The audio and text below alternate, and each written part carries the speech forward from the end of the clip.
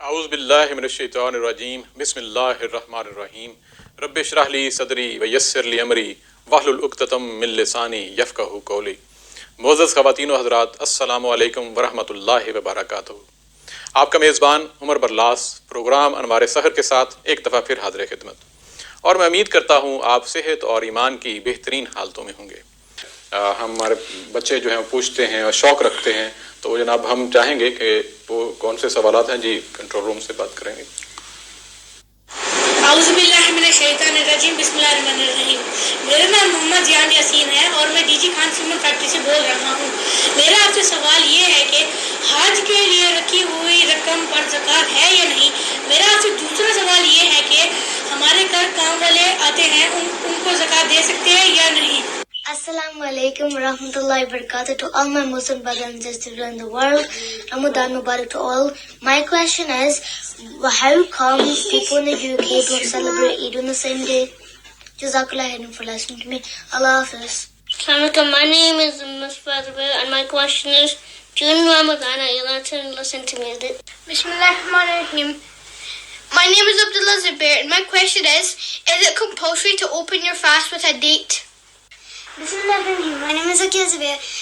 During a fast, if you vomit, does it break your fast? جی ناظرین، بہت question جو ہے مختلف قسم کے ہیں۔ پہلا سوال یہ تھا کہ کیا حج کے کرنے کے لیے جو رقم رکھی ہوئی ہے اور وہ 1 سال سے زیادہ ہو گیا ہے عرصہ، اس پہ زکوٰۃ بنتی ہے؟ جی ہاں، آپ نے حج کی رقم رکھی ہے اور اس رقم پہ 1 سال سے زیادہ کا عرصہ گزر گیا ہے تو یقیناً اس رقم پہ زکوٰۃ ہوگی، زکوٰۃ دینا ہوگا۔ جی بالکل۔ اور دوسرا یہ سوال تھا ان کا کہ کیا گھر میں جو ہمارے کام کرنے والے ملازمین ہیں، کیا ہم زکوٰۃ کی رقم ان کو دے سکتے ہیں؟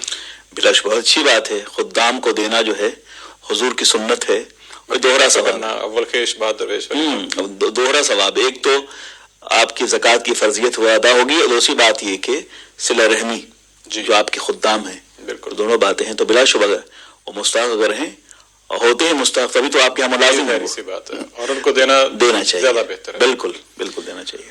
اور ایک بچے کا بڑا معصوم کویشچن تھا، جی ہم عید جو ہے وہ ایک دن جو ہے وہ نہیں مناتے، عموماً یہ ہوتا ہے یہاں پہ یو کے میں بھی، اب تو میرا خیال پاکستان کے بعض حصوں میں بھی، خاص طور پہ کے پی میں بھی اس طرح ہو جاتا ہے کہ 1 دن پہلے ہو جاتی، تو وہ کہتے ہیں کیسا ایسا ممکن ہے کہ ہم عید 1 دن منا سکیں؟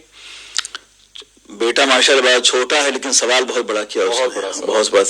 ایسا ہے کہ پوری دنیا میں ایک عید تو نہیں ہو سکتی ہے، تو ٹائم اتنا ڈفرینس ہے۔ ابھی جہاں اس وقت بیٹھے ہم پروگرام کر رہے ہیں تو کینیڈا میں اس وقت افطار کا وقت بھی نہیں ہوا جی، ٹھیک ہے نا، تو امریکہ کا بھی ٹائم ہے، تو اس لحاظ سے پوری دنیا میں ایک دن عید تو نہیں ہو سکتی، لیکن یہ ہے کہ پوری دنیا کے افق پر چاند کے طلوع غروب میں 1 دن کا فرق تو ہوگا، ہو سکتا ہے 2 دن کا بھی ہو سکتا ہے، تو اس لحاظ سے ہم پوری دنیا کی بات تو نہیں کرتے، مگر ایک ملک میں، ایک کنٹری میں، ایک ملک میں، جیسے انگلینڈ ہے یا پڑوس کے دوسرے ممالک ہیں، یورپ کے چھوٹے چھوٹے ممالک ہیں، یہاں ہو سکتا ہے، امریکہ جیسا بہت بڑا ملک ہے وہ نہیں ہو، تو 1 دن عید یہاں ہونی چاہیے یورپ کے ممالک میں، اس کے لیے علماء کوشش کرنی چاہیے، مگر افسوس یہ ہے کہ ہمارے ہاں اتفاق کا فقدان ہے، اور ہمارے ہاں سنجیدگی کا فقدان ہے، اور قوت برداشت کے فقدان ہے۔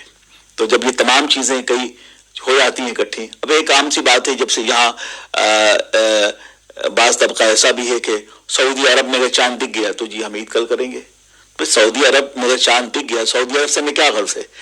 دوسری بات ہے کہ آج کے دور میں یہ آبزرویٹری بہت فیکٹ ہے، آبزرویٹری کے ذریعے سے آنے کے، اگر کبھی آپ جائیں آبزرویٹری کے مراکز میں آپ جائیں تو آپ کو اندازہ ہوگا کہ انہوں نے ملین پاؤنڈ کی ایسی مشینیں رکھی ہیں کہ آپ حیرت زدہ رہ جائیں گے، کہ انہوں چونکہ آبزرویٹری کو صرف آپ کی دین سے غرض نہیں ہے، وہ نہ مسلم ہے نہ غیر مسلم ہے، وہ آپ اس سے غرض نہیں ہے، وہ ایک تحقیقاتی ادارہ ہے، اور ہاں تحقیقاتی ادارہ ہے، وہ ہر روز لمحہ بلمحہ تحقیق کرتے ہیں، ایک سائنسی ادارہ ہے، فلکیات کے جتنے بھی مراحل ہو سکتے ہیں اب تک جو معلومات کی دنیا میں اسے انہوں نے طے کر لیا ہے، زمین سے لے کر گلیکسی تک، تو اب اسی آبزرویٹری کی بنیاد پر نیویگیشن بھی ہے، آسمانوں میں جہاز اڑ رہا ہے، موسم بھی ہے، اور پھر یہ کہ اس کے جتنے سیٹلائٹ ہے اس کو واچ کرتے ہیں، ہزاروں لاکھوں سیٹلائٹ آسمانوں میں اس وقت ہیں، ایک دم ہجوم ہے اس کا، جی جی. اور اللہ خود فرماتا ہے وما خلق السماوات والارض وما بینہما الا بالحق کہ اللہ رب العزت نے آسمان و زمین کے مابین جو پیدا کیا ہے وہ بالکل سچ پیدا کیا حق کے ساتھ, یعنی ٹوٹلی بیلنسڈ ہے یہ کہا جائے, حق کے ساتھ ہے, اس کی ایک ریالٹی ہے. ہم سمجھتے ہیں آسمان کھلی ہوئی فضا ہے اور یہ تو ہوائی ہوا ہے, ایسا کچھ نہیں ہے. اس کے اندر برقی لہریں ہیں, مقناطیسی لہریں ہیں جو سب کو کنٹرول کیے ہوئے ہیں. اب دیکھیے ہم تقریر کر رہے ہیں, فیس بک کے ذریعے پوری دنیا ہمیں سن رہی ہے. جی بالکل تو وہ کیا ہے؟ تو ایک منظم اگر آسمانوں میں خلاؤں میں من جانب اللہ اگر تنظیم نہ ہو, سسٹمائزیشن, وہ کریشن نہ ہو, سسٹمائزڈ نہ ہو اگر وہ, تو ہم جو آج انٹرنیٹ کا جو نظام ہے درہم برہم ہو جائے. ہر جگہ پہ ایک ترتیب نظر آتی ہے آپ کو. اس لیے بہتر ہے کہ آبزرویٹری کے ذریعے ہم معلوم کر سکتے ہیں کہ برطانیہ میں آج چاند کی رؤیت ممکن ہے, ممکن اور اس سے پہلے جو ہے کہ تمام علماء جو ہیں وہ ایک ٹیبل پہ اکٹھے ہوں اور اس نیت کے ساتھ ہوں کہ ہم نے کوشش کرنی ہے کہ ہم نے علماء کو اکٹھا کرنا. اور سعودی عرب سے بھی ہمیں کوئی اختلاف نہیں. اگر سعودی عرب چونکہ وہاں حج اور عمرہ کے ایک بہت بڑا مسئلہ ہوتا ہے اور وہ لوگ انفیکٹ رجب سے ہی جو ہے ماہ کا تعین کرنا شروع کر دیتے ہیں, یہ ان کا اپنا مسئلہ ہے. اور سعودی عرب کے لوگ بھی نہیں کہتے ہیں کہ امریکہ یا برطانیہ کے لوگ ہمیں فالو کریں. تو اس لیے ہمارا اپنا ہورائزن ہے, ہمارا اپنا افق ہے. ہمیں لوکل سائٹیشن کو لوکل سائٹیشن کو فالو کرنا چاہیے, لوکل نالج کو استعمال کرتے ہوئے. اب آپ ٹائم ٹیبل آپ نے بنا رکھا ہے, کچھ لوگ کہتے ہیں ہم آبزرویٹری کو نہیں مانتے, تو میں ان سے پوچھوں گا کہ آپ نے آبزرویٹری کی بنیاد پر یہ رمضان پاک کا ٹائم ٹیبل بنایا ہے, اب آپ دیکھا آپ نے کہ یہاں 1 گھنٹے کا فرق اچانک ہو گیا, تو یہ ڈاؤن فال جو ہے 1 گھنٹے کا ہوا ہے. کیوں کہ اب نارمل راتیں ہیں, شرعی راتیں نہیں ہو رہی ہیں, اب نارمل راتیں ہیں. یہاں کے سفیدی رہتی ہے, سورج کے بعد بھی شفق احمر, یعنی کہ رات شرعی رات کے لیے غروب آفتاب کے بعد شفق احمر کا ڈوب جانا ضروری ہے. یہاں شفق احمر نہیں ڈوبتا, سورج کی سرخی باقی رہتی ہے. جی.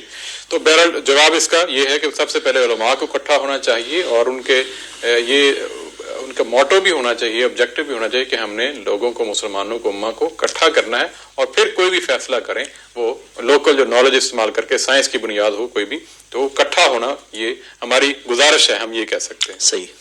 اگلا جی کوشچن تھا اور وہ انہوں نے کہا تھا کہ بچی کا کہ وامٹ ہوتی ہے اگر بہت زیادہ, اس سے کیا روزہ ٹوٹ جاتا ہے؟ یہ فل ماؤتھ وامٹنگ سے روزہ ٹوٹ جائے گا. روزہ ٹوٹ جائے گا, اگر تھوڑی بہت ہے تو پھر نہیں ٹوٹتا. ٹھیک. اور ایک اور کوشچن تھا جی بچے چھوٹے کا, اور انہوں نے کہا کہ رمضان میں بعض لوگ جو ہیں دیکھیں کہ وہ انہوں نے وہ کان میں لگایا ہوتا ہے اور میوزک سنتے رہتے ہیں, تو کیا میوزک جو ہے وہ رمضان میں روزہ رکھ کے سن سکتے ہیں؟ یہ ان کا سوال ہے. ایسا ہے کہ جس طرح کا میوزک آج کے دور میں رائج ہے, یہ تو غیر رمضان میں بھی نہیں سن سکتے, وہی میں عرض کر رہا ہوں.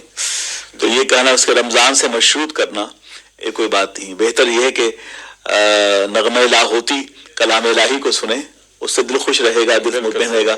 اللہ بذکر اللہ تطمئن القلوب. آج کے حدیث عادل میں ہر بندہ جو ہے امراض دل میں مبتلا ہے, تو دل کے اب نارمل بیٹنگ کو باقی رکھنے کے لیے قرآن پاک کی تلاوت سنیں, نعت رسول سنیں, نشید سنیں, سب سے بہتر ہے. اس سے کیا ہے کہ سب سے پہلا فساد جو ہوتا ہے دل میں پیدا ہوتا ہے. حضور کی حدیث ہے نا, آدمی جب برائی کرتا ہے تو ایک نقطہ دل پہ لگتا ہے, بالکل صحیح, پھر دوسرا کرتا ہے, پھر نقطہ, پھر تو ایک لمحہ ایسا آتا ہے, ایک دور ایسا آتا ہے کہ وہ پورا دل جو ہے وہ سیاہ ہو جاتا ہے. تو دل کیا ہے؟ وجود انسانی کا مرکز اعظم دل ہے, کیپٹل ہے نا. سپوز کہ لندن میں خرابی ہو تو ہمارا پورا ملک متاثر ہوگا, ظاہری سی بات ہے, کیونکہ کیپٹل ہی ہے. واشنگٹن اگر متاثر ہو تو پورا امریکہ متاثر ہوگا. تو ایسے ہی ہمارے وجود کا دل جو ہے ہمارے مرکز ہے, مرکز وجود ہے. تو اس لیے دل کی اصلاح بہت ضروری ہے. اور تمام جو تعلیمات آج ہیں یہ ہم نے اب تک جو بیان کی ہیں اس کا مقصود اعظم جو ہے اصلاح قلب ہے, اور وہ اللہ کے ذکر سے میسر آتی ہے. بے شک. اللہ بذکر اللہ تطمئن القلوب. تو ان سے کہا جائے کہ بھائی میوزک کے بجائے تلاوت سنیں, نشید سنیں. ہاں. اور جس طرح آپ نے بڑی خوبصورت بات کی, اور دل ہی وہ جگہ ہے جہاں پہ شیطان کے سب سے زیادہ حملے ہوتے ہیں, سب سے زیادہ اس کا ٹارگٹ ہی وہ دل ہے. بالکل. اور ایک اس کے بعد آخری یہ سوال ہے جی, بچے نے پوچھا کہ کیا روزہ جو افطار کیا جائے وہ لازم ہے کہ کھجور کے ساتھ ہی افطار کیا جائے؟ حضور کی سنت ہے, اور ملک عرب میں کھجور کی پیداوار ویسے بھی کثرت سے, اور اس کے میڈیکل بہت سارے فوائد ہیں. اس کے میڈیکل بہت سارے فوائد ہیں کھجور کے. اب جنہوں نے اس پہ ریسرچ کیا ہے کھجور اور پانی, تو بہت باڈی ہماری اس طرح کی ہوتی ہے کہ اچانک کوئی ایسی غذا ڈالی جائے تو اس میں ہو سکتا ہے شوگر کی کثرت ہو, ہو سکتا ہے کیلشیم کی کثرت صحیح. ہو سکتا ہے کہ فاسفورس کی کثرت ہو سکتا ہے وٹامن ڈی کی کثرت.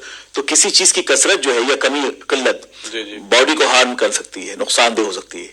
تو کھجور وہ قدرتی پھل ہے جس میں وہ تمام خوبیاں موجود ہیں جو بہت زیادہ معمول ہیں اور بہت زیادہ جو ہیں وہ اس جسم کی مناسبت سے ہیں کہ آپ دن بھر بھوکا رہے تو جو غذا اس کے تمام عرق کو تر کر دیتے ہیں اور جس تمام وٹامنس کو ضرورت ہوتی ہے افطار کے وقت وہ کھجور میں. صحیح. مطلب بہتر ہے اگر کھجور میسر ہے تو ضرور کھجور کے ساتھ. ایک تو حضور کی سنت ہے جی، اور حضور کی ہر وہ سنت کہ اگر آپ جائزہ میں طبی طور پہ فوائد بھی اور سنت سمجھ کے آپ کر رہے ہیں تو آپ کو ایک اس کا الگ سے ثواب بھی ملے. ڈاکٹر نے کہا ہے کہ آپ پانی کے فوائد ہیں افطار میں. اب ڈاکٹر یہ منع کرتے ہیں کہ افطار کے بعد جو آپ کو فزی ڈرنک نہ لیں، اس کے نقصانات بھی ہیں. بے شک. تو اگر میسر ہے تو بالکل لینی چاہیے، بالکل کوئی شک نہیں.